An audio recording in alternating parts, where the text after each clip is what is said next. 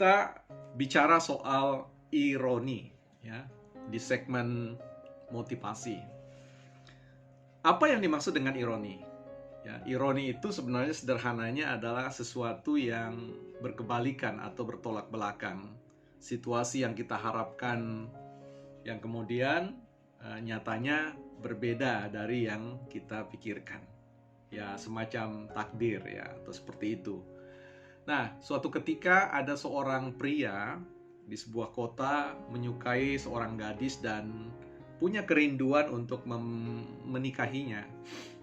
Ya, tetapi sangat disayangkan pria ini tidak memiliki uang yang cukup untuk membiayai kegiatan atau katakanlah pesta pernikahan mereka, sehingga sang pria meminta waktu kepada wanita untuk mempersiapkan segala sesuatunya. Nah, pria ini kemudian berpikir atau memutar otaknya dan kemudian pergi kepada salah seorang yang dipandang bijaksana, seorang yang dapat memberikan nasihat bijak kepadanya. Ketika ia menyampaikan situasinya, sang penasehat mengatakan bahwa jika demikian, engkau tidak bisa bertahan di kota ini karena kota ini berada pada satu situasi sulit di mana pekerjaan tidak mudah untuk diperoleh. Ada satu perusahaan yang sedang membuka tambang baru di jauh ya, di luar daerah atau di luar kota, berjarak ribuan mil, yang dikenali oleh pria itu sebagai tempat yang sangat terpencil dan di mana sinyal ya, komunikasi tidak terdapat atau tidak tersedia maksud saya.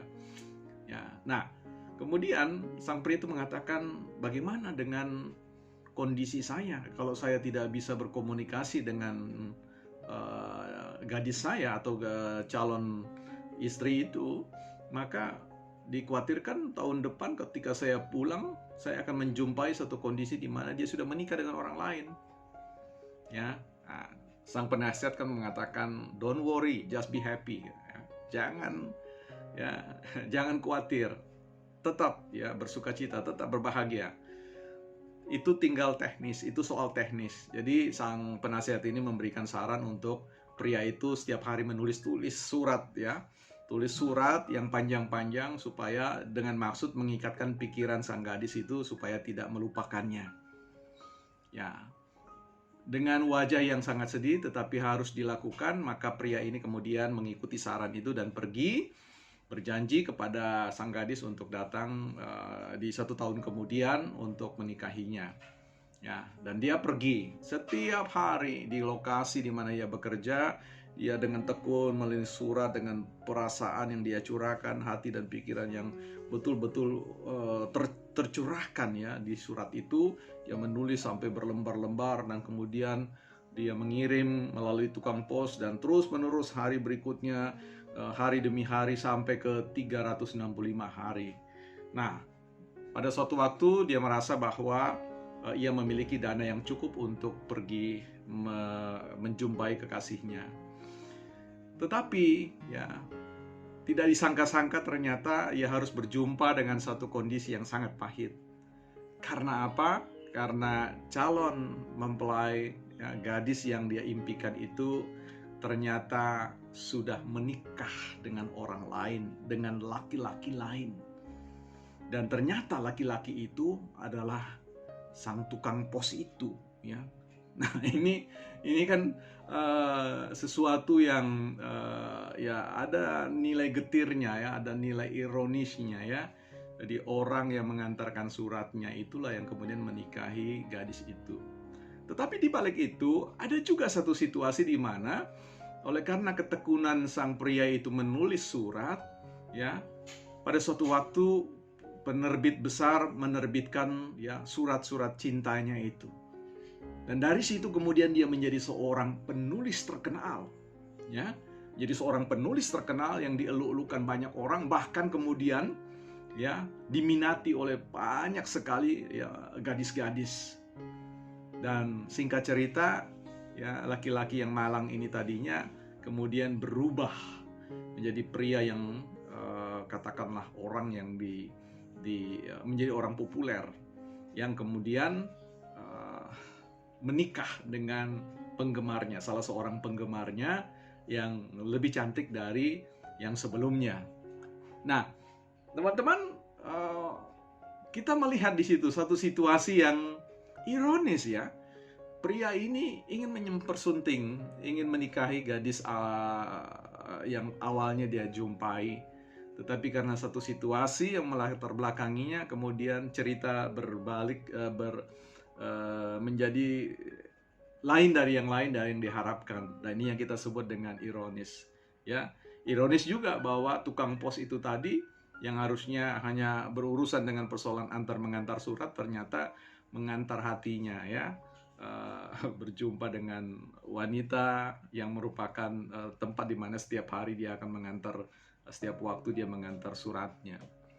Dan ironis juga bahwa kebiasaan ketekunan pria yang menulis ini pada akhirnya menjadikan dia seorang penulis hebat, penulis yang diminati, dan kemudian menikah, berkeluarga, punya anak istri, dan kemudian punya anak-anak yang kemudian berbahagia, dan semuanya happy ending.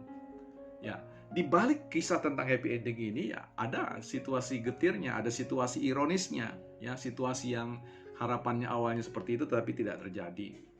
Dalam hidup kita seperti itu, teman-teman. Ya, ada banyak ironi-ironi, ada banyak hal-hal yang kemudian kita harapkan tetapi sesungguhnya berbeda dari kenyataan.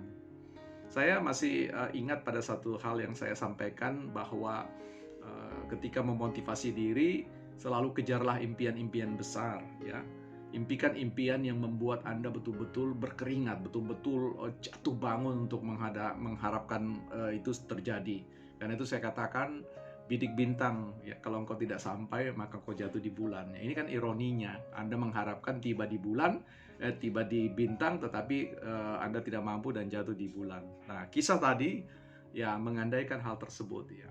Nah, banyak dalam perjalanan hidup ini mungkin Anda melakukan kerja keras ya, tetapi kemudian Anda tidak bisa mencapai tujuan Anda. Tetapi jangan sedih karena apa? Budaya kerja keras yang Anda bangun itu menjadikan Anda orang yang memiliki integritas atau karakter yang baik, yang kemudian pada suatu waktu akan berjumpa dengan sebuah kesempatan yang memungkinkan semua yang Anda lakukan dengan sebaik-baiknya itu menjadi modal besar yang tidak banyak orang miliki.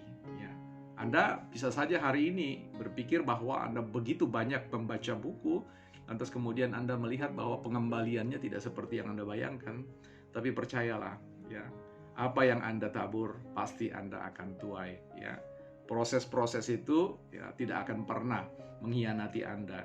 Proses-proses kerja keras Anda, ketekunan Anda, komitmen Anda untuk mencapai sebuah tujuan yang Anda lakukan dengan sepenuh hati akan membawa teman-teman pada sebuah pencapaian yang tidak disangka-sangka. Tetapi itulah sesungguhnya yang baik bagi Anda dan tentu bagi saya.